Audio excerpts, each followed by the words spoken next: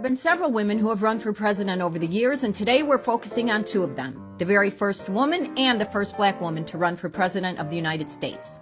The first woman to ever run for president was Victoria Woodhull.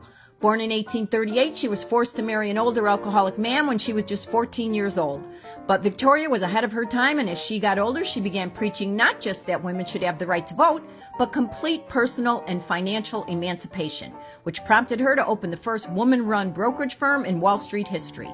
Victoria also advocated for women's sexual freedom, and tragically, just like today, a woman advocating for autonomy over her own body and sexuality opened the door for her to be called an adulteress, bigamist, heathen, whore, and of course the religious right's favorite insult, Satan.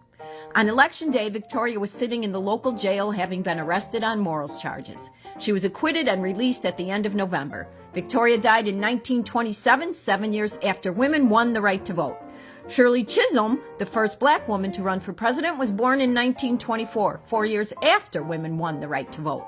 Her career as a teacher preceded her political career, which began in 1968 when she was elected the first black congresswoman, a seat she held for 7 terms. In 1969, she became one of the founders of the Congressional Black Caucus. She made history in 1972 when she became the first African-American woman to make a bid to be the Democratic candidate for President of the United States, using the slogan, "Unbought and Unbossed."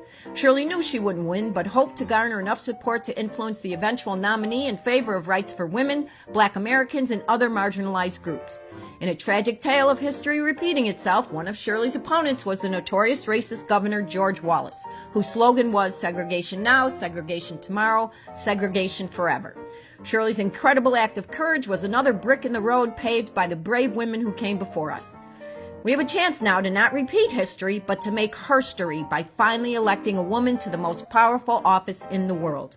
Once again, our choice is between an experienced, educated woman with progressive ideas and a racist, bigoted man who wants to take us back to a time when women served and men ruled. We can honor these women by taking up the baton and taking it over the finish line once and for all. No longer behaving like frightened second-class citizens, but holding our head high like the empowered, intelligent women we are born to be.